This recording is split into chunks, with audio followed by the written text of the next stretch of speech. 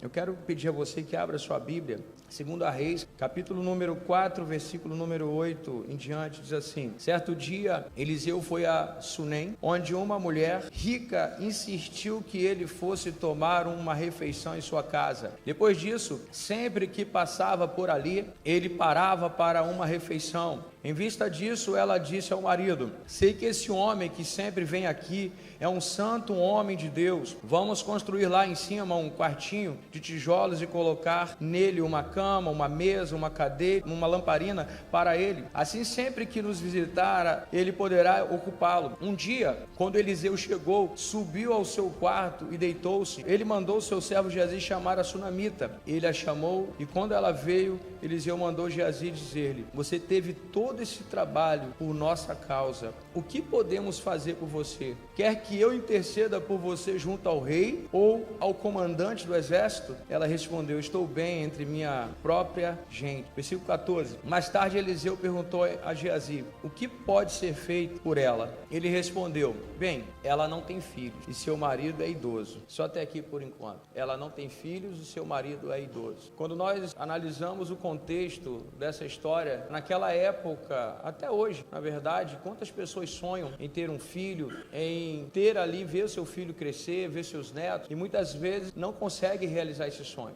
Mas naquela época era uma situação muito mais complicada do que hoje. Se aquele homem morresse, ele já era idoso, a Bíblia fala que ele já era idoso. Se ele morresse, essa mulher ia estar numa situação muito complicada, porque eram os filhos que teriam que terminar de cuidar da sua mãe, enterrar a sua mãe, ou seja, até a velhice. Então ali ela estaria com um problema muito grande. Assim como nós vimos no capítulo 4 ainda, nos primeiros versículos, nós vimos um caso muito parecido, que foi o caso de um discípulo do profeta que morreu, e a mulher ficou com 2 filhos, só que toda endividada, ela estava com um problema muito grande.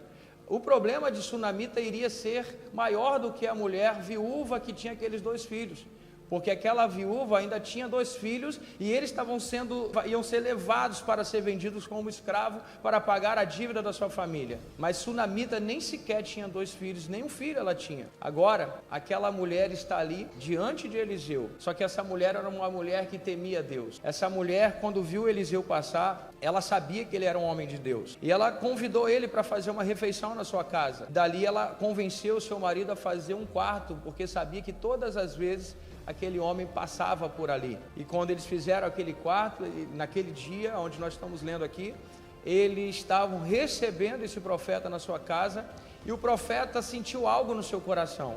Ele sentiu o zelo que aquela mulher estava tendo, não só pela vida dele, o zelo que ela estava tendo para aquele que ele representava, porque o profeta, ele representava a Deus. Então tudo que aquela mulher estava fazendo por ele, ela estava fazendo para Deus. Repita comigo: o que a mulher estava fazendo para Eliseu, ela estava fazendo para Deus, cumprindo ali o princípio que Jesus ensina em Mateus capítulo número 6, versículo 33, acompanhe comigo aí, Mateus 6, 33, um versículo muito conhecido, mas que ainda não tinha sido pronunciado no Antigo Testamento, mas o princípio dele estava sendo ensinado o tempo todo. Jesus, ele vai dizer: buscai em primeiro lugar o reino de Deus e a sua justiça, e todas as outras demais coisas vos serão acrescentadas. Então, o que está acontecendo com a sunamita? Mesmo antes de Jesus vir ao mundo e pronunciar essas palavras, esse princípio que todas as coisas seriam acrescentadas se em primeiro lugar nós colocássemos o reino dos céus, essa mulher, ela está fazendo isso. Apesar de ser uma mulher idosa, um homem idoso, uma mulher e um casal de idosos ali naquela casa, e ela não ter filhos, ela temia o Senhor. E o servo de Deus, o sábio Salomão, ele vai dizer o seguinte: o temor do Senhor é o princípio da sabedoria. Então aquela mulher, ela temia o Senhor.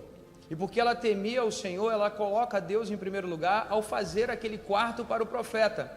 Era um quarto onde ele passaria e descansaria, estaria ali um pouco de conforto para ele. E aquele homem, na verdade, ele começa a sentir o que estava no coração dela. Porque o profeta de Deus, um servo de Deus, uma serva de Deus, um homem de Deus, uma mulher de Deus, alguém que anda em comunhão com Deus, tem uma sensibilidade no espírito. Alguém aqui tem um dom de intercessão? Levanta a sua mão aí. Quem tem dom de intercessão? Levanta a mão. Vou te explicar. De repente você não sabe que tem o dom de intercessão, mas você é aquela pessoa que se compadece com a necessidade do seu próximo. De repente você nem sabe que tem esse dom de intercessão, mas eu vou te dar uma dica aqui.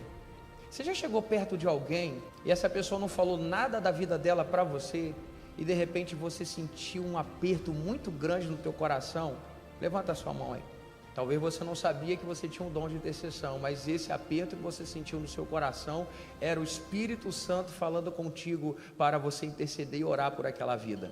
Então agora você está sabendo o porquê que você sentiu esse aperto. O profeta de Deus, ao estar dentro daquela casa, naquele ambiente, o ambiente começou a ser transformado. Um ambiente que antes havia a esterilidade daquela mulher, agora esse ambiente vira um ambiente profético. E tudo começa a mudar na vida daquela família.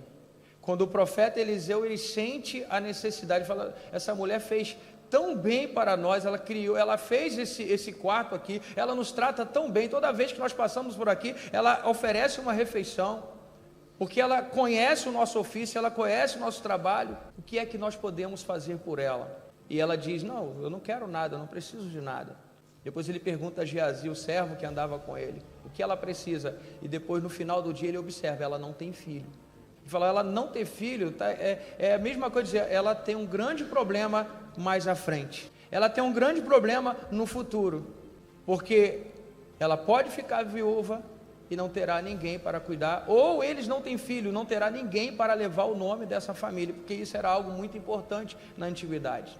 E agora ele sente a necessidade dessa mulher, e a Bíblia vai dizer que Eliseu fala para aquela mulher, olha, no ano que vem, nessa mesma data, quando eu passar por aqui, você vai estar grávida e você vai ter um filho. Aquela mulher, ela fica assustada, e se você continuar a leitura, você vai ver ela falando com o profeta, não iludas a tua serva, porque quando ela fala, não iludas a tua serva, já vai nos mostrar que ela já havia tentado engravidar algumas vezes e não havia conseguido. Sabe quando nós tentamos fazer algo algumas vezes, ou ter um filho, ou comprar algo, ou sonhando com algo, e de repente nós simplesmente engavetamos aquele sonho e deixamos ele para lá. E quando alguém fala conosco da possibilidade de realizar aquele sonho, nós estamos muitas vezes tão desanimados que nós pensamos que não vale a pena falar sobre isso, porque isso é uma ilusão. Quem já passou por isso alguma vez na sua vida? Quero dizer para você que Deus hoje, Ele quer ressuscitar os teus sonhos. Assim como a sunamita estava com os sonhos dela ali mortificado, e ela estava com o coração apertado,